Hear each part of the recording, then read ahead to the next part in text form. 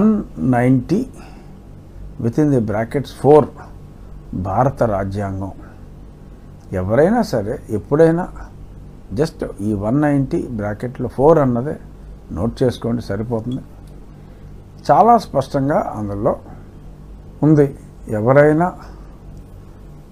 Leave of absence అడగకుండా కంటిన్యూస్గా సమావేశాలు 60 రోజుల పాటు రాకపోతే వారు శాసన సభ్యత్వం ఆర్ పార్లమెంటు సభ్యత్వానికి అనర్హులవుతారు అని స్పష్టంగా ఉంది.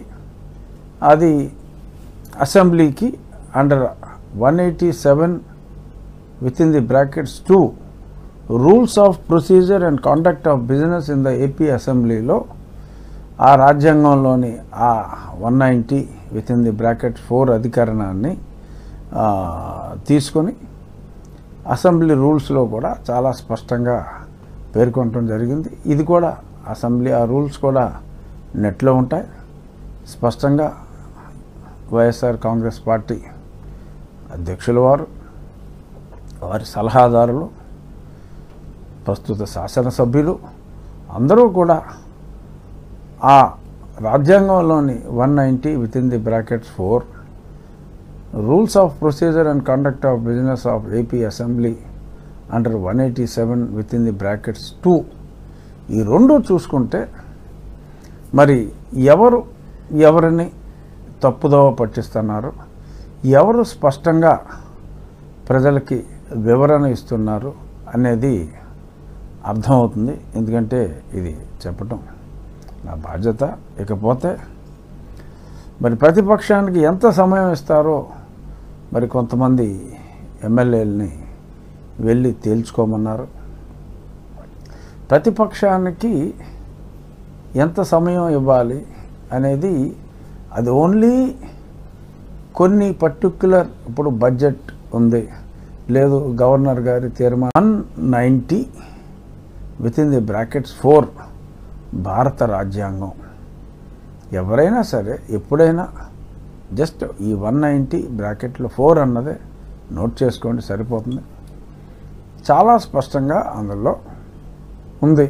ఎవరైనా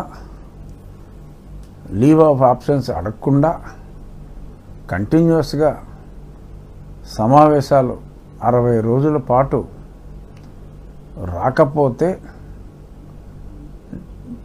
వారు శాసన సభ్యత్వం ఆర్ పార్లమెంటు సభ్యత్వానికి అనర్హులవుతారు అని స్పష్టంగా ఉంది.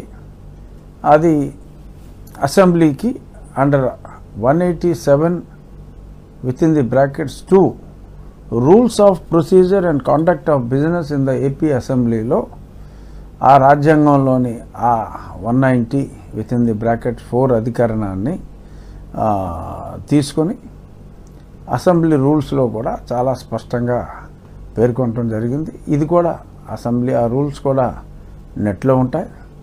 స్పష్టంగా వైఎస్ఆర్ కాంగ్రెస్ పార్టీ అధ్యక్షుల వారి సలహాదారులు, ప్రస్తుత శాసనసభ్యులు అందరూ కూడా ఆ రాజ్యాంగంలోని 190 within the brackets 4 rules of procedure and conduct of business of AP assembly under 187 within the brackets 2 ఈ రెండు చూసుకుంటే మరి ఎవరిని తప్పుదోవ పట్టిస్తున్నారు, ఎవరు స్పష్టంగా ప్రజలకి వివరణ ఇస్తున్నారు అనేది అర్థమవుతుంది. ఎందుకంటే ఇది చెప్పటం నా బాధ్యత.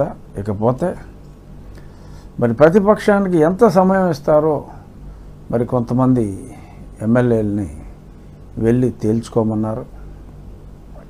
ప్రతిపక్షానికి ఎంత సమయం ఇవ్వాలి అనేది అది ఓన్లీ కొన్ని పర్టిక్యులర్, ఇప్పుడు బడ్జెట్ ఉంది, లేదు గవర్నర్ గారి తీర్మానం